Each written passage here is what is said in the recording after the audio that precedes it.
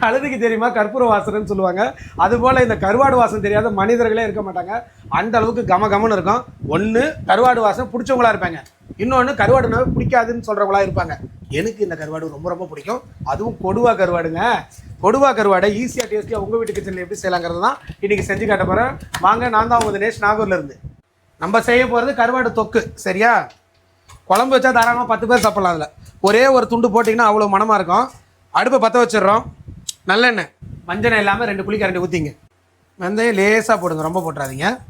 கடுகு கொஞ்சம் கூடுதலாக போடுங்க. கடுகு நல்லா பொரிஞ்சிருச்சு. ஓகே, 2 கொத்து கருவேப்பிலை, நல்ல ஒரு பெரிய கைப்பிடி ஃபுல்லாக பொடியாக வெட்டின வெள்ளை பூண்டு. பூண்டு ஒரு அரைப்பதம் வதங்கிட்ட போதும். பொடியாக வெட்டின சின்ன வெங்காயம் ஒரு 1/4 கிலோ. இது பெரிய வெங்காயமாகவும் இருக்கலாம், தப்பு கிடையாது. பொன்னிறமாக வதங்கணுங்க, அவசரமே படக்கூடாது. எப்பவுமே கருவாடுக்கு அரை உப்பு தான் போடணும். முடிஞ்சால் உப்பு போடாமல் கூட சமைங்க, கடைசியாக பார்த்துட்டு கூட மேலே கலக்கலாம். நான் கொஞ்சமாக போடுறேன். வெங்காயம் பொன்னிறமாக வதங்கிருச்சு. ஒரு 3 பெரிய வெங்காயம்னா ஒரு மீடியம் சைஸ் தக்காளி 5 அதையும் சேர்த்துருவோம். தக்காளி ஓரளவுக்கு வதங்கிருச்சு, லேசாக எண்ணெய் பிரியுது. ஒரு அரை ஸ்பூன் மஞ்சத்தூள், சின்ன ஸ்பூனில் அதை கலந்துங்க. அடுத்து குழம்பு மிளகாய்த்தூள், வேறு எதுவுமே தேவையில்லை. நம்ம ஸ்டைல் குழம்பு மிளகாய்த்தூள் உங்கள்கிட்ட இருந்தால் போதும். 1 2 3 4 5. ஏன்னா இது தொக்கு, நீங்கள் ஒரு ஆள் சாப்பிட்றதுக்கு இவ்வளோண்டு போட்டு பிணைஞ்சால் போதும்.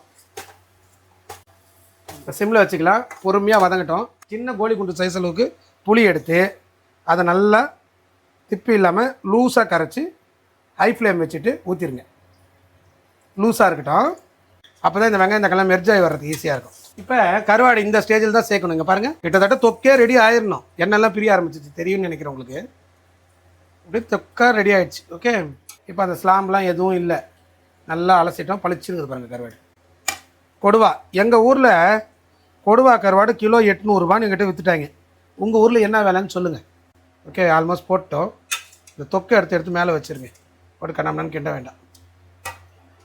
சிம்மில் வச்சு மூடி போட்டு வச்சுருங்க. ஒரு 5 நிமிஷம் கழித்து செக் பண்ணி பார்க்கலாம். இப்போது ஒரு 5 நிமிஷம் ஆகிடுச்சு. பாருங்கள், எண்ணெய் எப்படி பிரிஞ்சு வந்துருச்சு பாருங்கள். நிதானமாக கொச்சு அடுப்பு அணைச்சாச்சு. கருவாடு தொக்கு தயாராகிடுச்சு. நல்ல கருவாடு தொக்கு.